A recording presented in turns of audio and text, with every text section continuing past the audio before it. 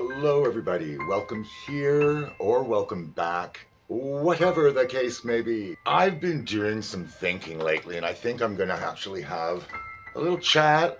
I just finished my coffee, so unfortunately, it's not going to be over coffee, but honest tea after coffee, HTAC. But since the picture of the drag queens going around the internet with people being all up in arms about how it was disrespecting the Last Supper so incorrectly.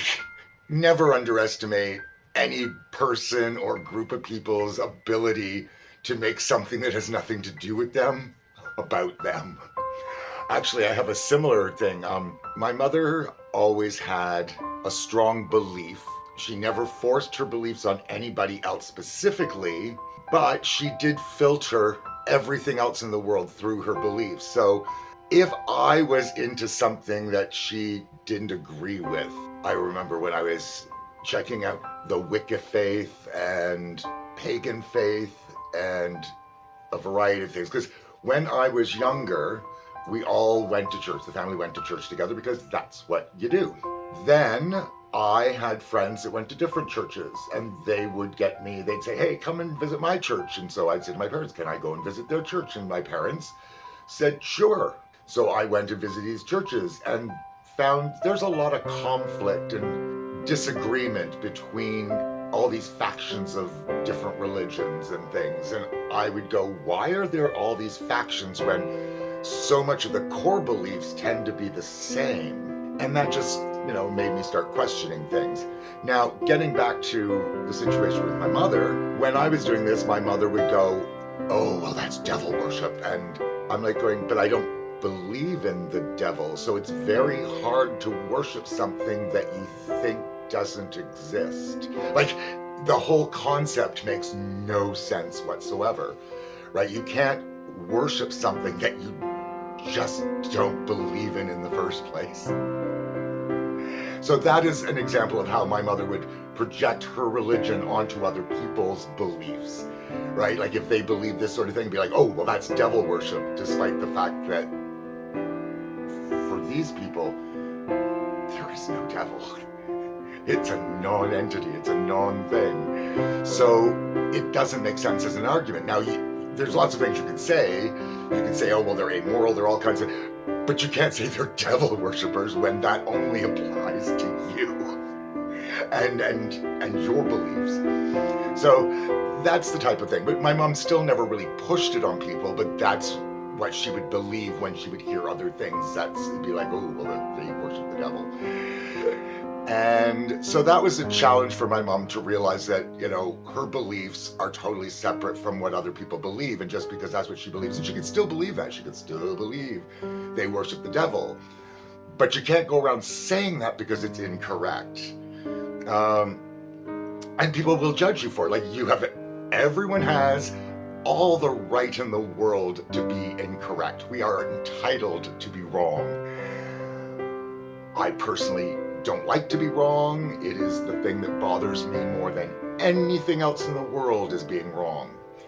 So I try to make sure I have as much information about anything I have made a decision about where I go, this is my belief. There are plenty of things I am up in the air about that I have not made a decision one way or the other about what my beliefs might be on certain topics. So as I acquire information, those may become solidified, but up till now, they really have no relevance in my day-to-day existence. So if I never have an answer for them, my life will go on just as it does now. But if I do come up with an answer or do have more of a belief on things, that is fine too. I always love to have more information. But the more information that I have been able to verify as correct, the more likely I am to be right in every discussion that I have with anybody. And that is always going to be my preferred place to be in any disagreement, any discussion, anything. I always want to be on the side of the person who has the correct answers. And that is what motivates me. I am not anti anybody. I am pro certain things. I am pro human rights. And what I've come to lately is I may have to reevaluate what I think it means for some people to be considered human. I think anybody that supports slavery, not human. Anybody who thinks it's okay to be racist in a they want to hurt other people because they are superior kind of way, no. You're not on the side of anything good. I'm not sure that that's a quality that would make you human. Humans have empathy. They understand what it's like to be in somebody else's shoes. And if you can't do that or you refuse to do that, that makes you less than human to me. Not in any biological sense, but in an ethical, moral stance, I would say that that's how I feel. It's just my feelings. There's nothing reality driven about that. But when I'm making determinations as to who gets how much of my energy, those are the things that decide it. Somebody who's being human gets as much energy as they need from me that I can provide. There are plenty of people who are disingenuous, who just want to be disagreeable, who vehemently disagree with anyone who doesn't hold exactly the same values or beliefs that they do, which I think is ridiculous. You cannot possibly learn anything that way because that is absolutely closed-minded. And I refuse to be that.